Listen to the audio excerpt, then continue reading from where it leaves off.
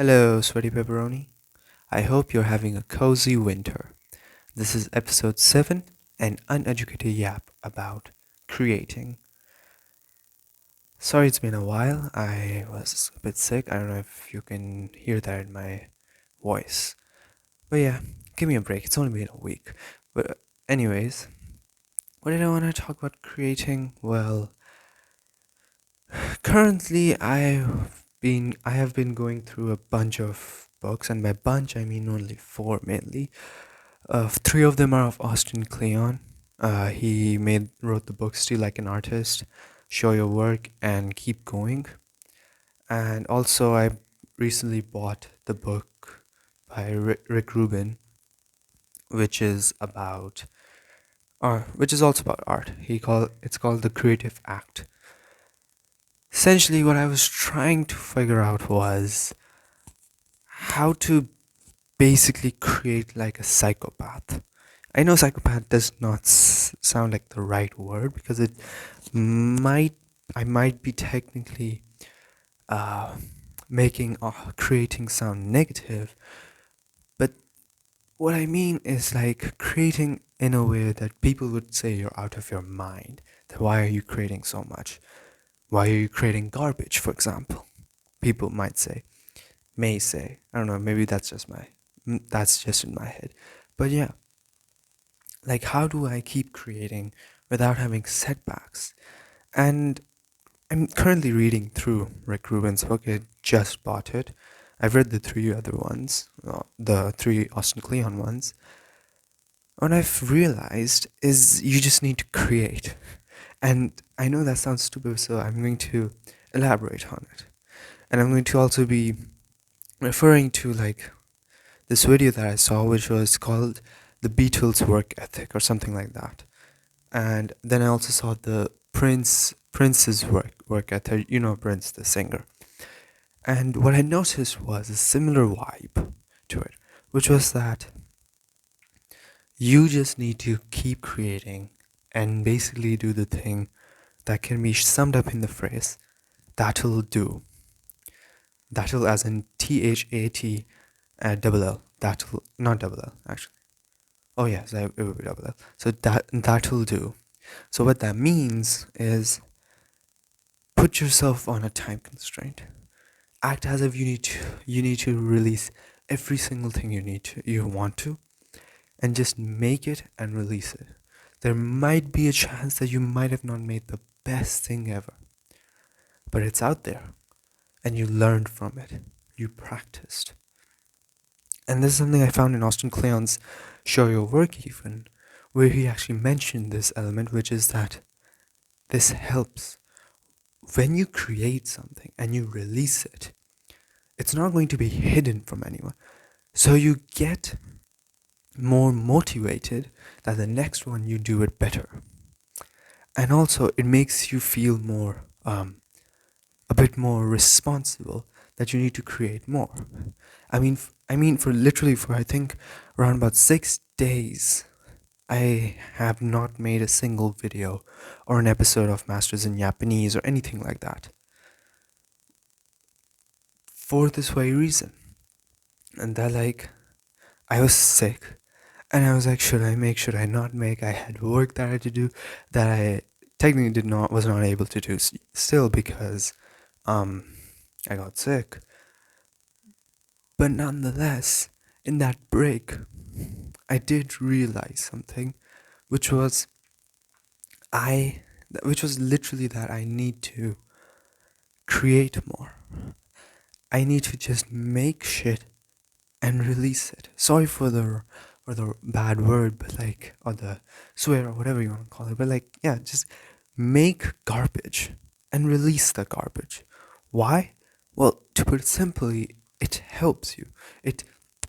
I feel like I'm not going anywhere with this, but I'm sorry about that. But what I mean by this is that, look, when you create, you express yourself. When you express yourself, other people feel your expression. They feel it. That there's a thing that I heard about Prince is that he would not take the second. He would not make a second take of his songs.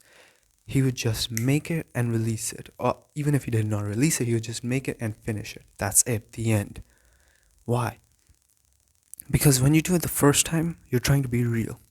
When you listen to it, you start to criticize it a lot more, and you start to figure out like, how do I make it, um, quote unquote, better? As in, how do I make it in a way that what I've heard other people think about? But to be really, like, to be honest, that doesn't matter. More than half of the things that have been a revolution for humanity have been through accidents.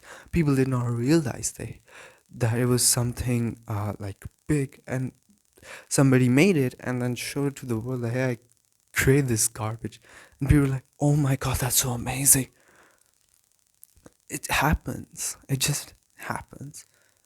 Like, I mean, go back to the Renaissance era and try to pitch some artist the idea of cubism. They'll laugh at you. Now, cubism is called a really big form of art.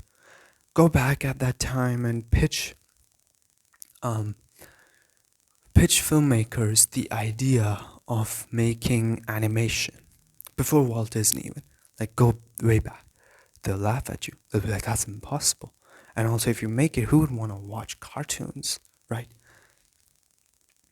Go back to the era when superheroes were just slapstick things, like they didn't have any personality, and superheroes could only be adult, male, forget the gender part, but like adults, and they were supposed to be perfect. Like when Superman was around, was one of the main superheroes around.